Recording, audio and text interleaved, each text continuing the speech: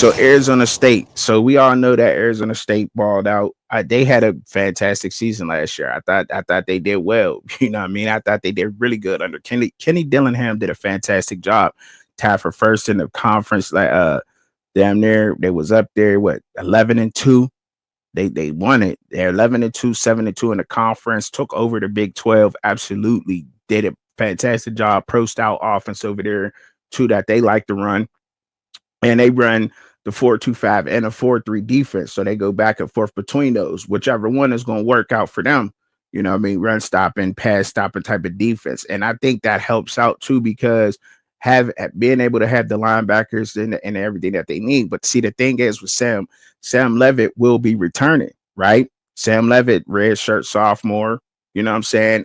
He is a red shirt sophomore. Technically, I mean, you could count it as his junior year, but he did red shirt, so he can go another what 3 years or something like that. However, college football's doing it now, but I'm sure Sam Levitt probably maybe he'll probably play 2 more seasons. You know, college football. Maybe we don't. I don't know for sure. I don't want to go ahead with that, but Shaman Mateer, we didn't really see a lot of him last year. We seen some spots of him. He transferred over from Colorado, I believe. Before then, he came from Cincinnati, so he went from Cincinnati to Colorado to over to Arizona State. The tight end, Shaman Mateer, he'll be returning there. Their right tackle will be returning. They'll have a returning right tackle. Max Baker. They'll have a returning right guard. He stayed with the team. Kyle Scott.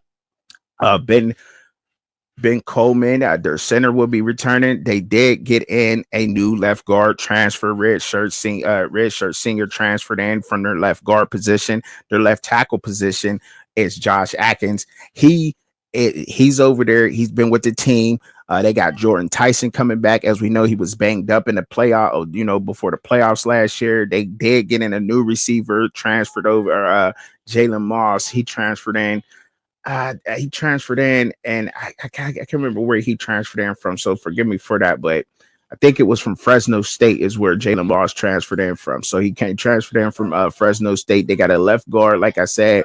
He transferred in from Texas State. Texas State had a damn good squad. They had a lot of Texas State has they had some players over there. They had some talent, and then their running back. They also got a running back over there. With Arizona State got a new running back.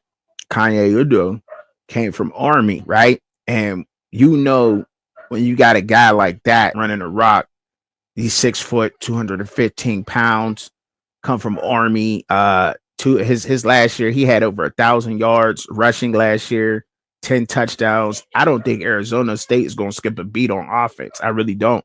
They're only replacing 3 people out of their starting. You know what I mean? That's it. Just 3.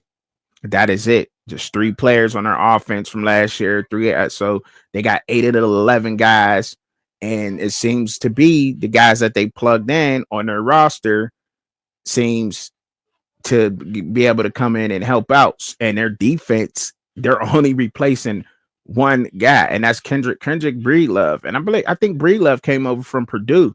He was at Colorado. He was at Ole Miss. Then he went to Colorado and with Coach Prime and them, and then he went to Purdue. So now, and Kendrick Breedlove was in the Big 10 last year, and now he's with Arizona State. He'll be over there probably playing a little nickel. I'm guessing that's what he'll probably be at. Probably playing a little nickel over there, and because that's where he fits at. That's where he fits. He kind of looks a lot more comfortable inside playing the nickel, a little bit more physical kind of guy over there. Not the speediest guy, but he has enough speed. I like his recovery speed. I was all right with Kendrick Breedlove, to be honest. I was kind of confused and seeing why he went away, but I get it. He wants to start, and he played up at Purdue, so they didn't do too bad over there. You know what I'm saying? They didn't do too bad over there at Purdue. I say he had a decent. It wasn't. He had 28 solo tackles, 3 interceptions, and 4 passes defended in the entire season. But and he had missed some games too, I believe, too, due to injury, banged up a little bit. But he's the only guy that won't be returning from that defense. Everybody else they got coming back. So and I don't mean come back. So what I'm gonna say is, because to know for sure, when once the return of production sheets come out, then we'll know for sure, really, right? But they got 10 guys that was on the team last year that will be playing for the defense this year. I'll just say that, right? You know what I mean? Because I don't want to mislead anybody out there when it comes to this, when it comes to these teams. But I'm gonna tell y'all this right now. I don't think that Arizona State is gonna skip a beat at all. I don't expect Arizona State to miss nothing. You hear me? I think Arizona State is going right back to where they would. We're right back where they was, right back to prominence. I don't think they're gonna mess nothing up. And shit, we could, if y'all want, we could. Like I said, I'll try to get a quick look at everybody's schedule during the video.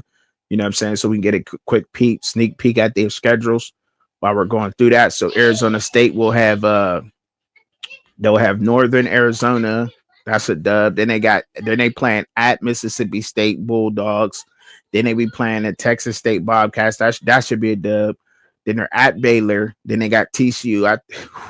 Then they're off their bye week. Then they're at Utah Utes October 11th. October 18th, they got Texas Tech. Then they're playing Houston at home. Then they're going to Iowa State. Then they have a bye week. Then they go play West Virginia. Then they're at Colorado. Then they finish up playing Arizona. All right. So yeah, like I said, the Big 12 I think is going to step up this year. The Big 12s, I think they're really going to step up this year in competition. I think that they're a lot more attractive than what they've been in the past years to a lot of players out there in college football. Not that they always haven't been, you know what I'm saying, but I think they're becoming a lot more attractive. The Big 12 is, to be honest. I'm just going to be honest. Now, I do know that in the Big 12, there's a lot of they get teams from the G5, but they're getting a lot of good G5 teams that's coming up, and they're putting in the work and they're playing very hard. And Arizona State came up and they shocked us last year, but I don't think they're gonna skip a beat this year. Do I? I think just to be safe, I think they got nine wins in them. I think they got a 9-win schedule. I think so. You know what I mean? But they always had that slump. You know what I mean? Some teams have success and they hit that slump, kind of like how Arizona did moving over to the Big 12. But shout out to Arizona State. I think them Sun Devils